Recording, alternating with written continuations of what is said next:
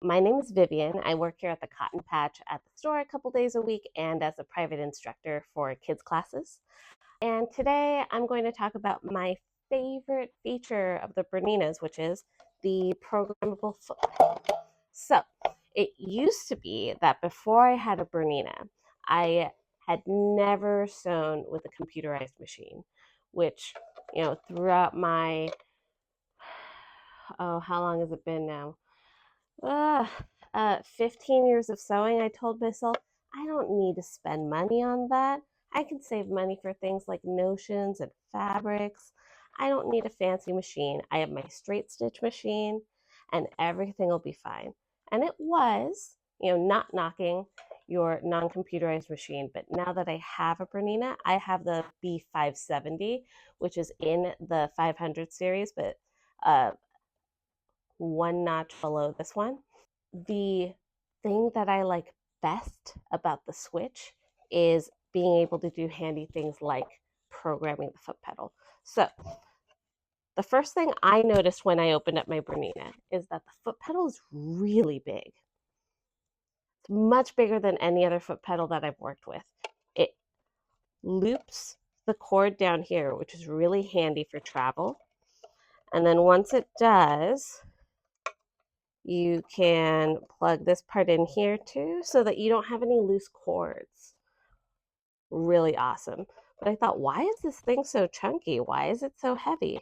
Well, firstly, when it's on the floor, it stays put. I don't have that problem anymore that I used to have where my foot pedal's sliding all over the place. Wherever I put it, it's going to stay. The other thing about the Bernina foot pedal is that, of course, you step on it and it goes, but it also goes this way. There's a heel kick function.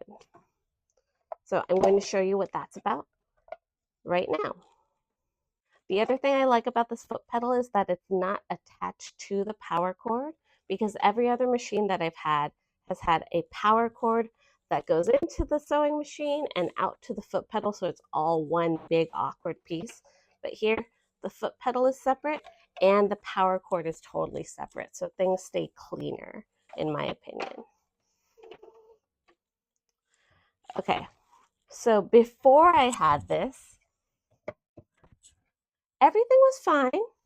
I would put my fabric in the machine. I would lower my presser foot manually, but then I would sew a little bit.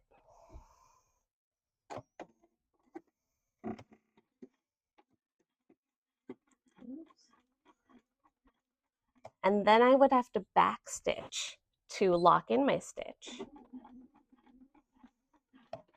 And then I would sew forwards again. So all of that was fine. When I got to the end of my row, here, I'll speed this up a little. Okay. When I got to the end, I would have to backstitch again and then go forwards again. All right, I would lift the presser foot, pull out the fabric, leaving enough of a tail so that my threads wouldn't pop back into the machine, and snip. I thought, yeah, this is life. I can do this. But now let me show you what I can do with the foot pedal. So here's the home screen. I push this little house button and go into the settings. I'm going to push this gears button, and it shows me a variety of things that I can change on my machine. Right now, I'm going to mess with the stitches. So in here, there are a couple of things that I can program. The first is right now it's set to secure the stitch by making a little knot every time I start to sew. Great, I'm going to keep that on.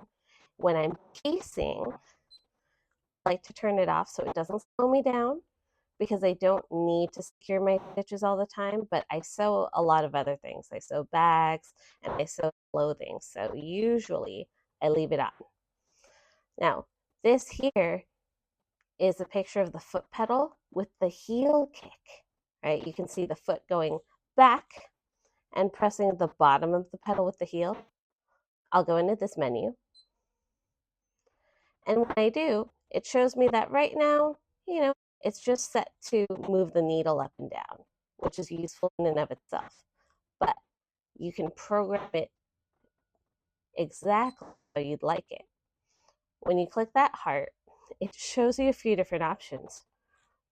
Right now, what this means is that after I'm sewing, if I let go of my foot here and I kick with my heel, what will happen is my thread will knot in a little cross motion, or here I can secure the stitch in 4 smaller stitches beyond where I've finished, and you can personalize that to be more or less.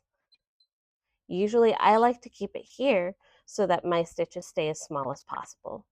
The other thing that's going to happen is that my thread will cut and my presser foot will lift, all with one heel tap. So all these things that I used to do before, where I would have to start, backstitch, go, backstitch, pull, snip, all of that's done for me in one go with a kick of the heel.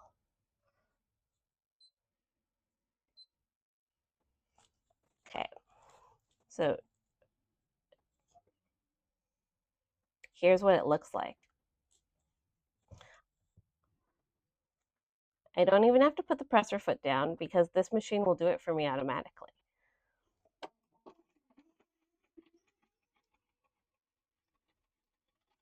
I sew, and when I get to the end, I'm going to tap here with my heel. And when I do that, the needle going up and down a few times was a securing stitch. It cut the thread, lifted the presser foot. So now here I am. And this line looks much cleaner than this line where I had to reinforce it at the front and the back, but it's just as strong.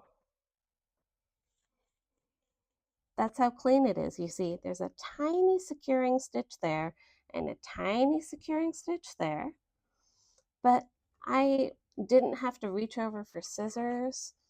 I didn't have to reach behind a machine to lift my presser foot and lower it. It's just done. That's seconds shaved off of every seam, and it ends up saving me so much time every time I sit down to sew.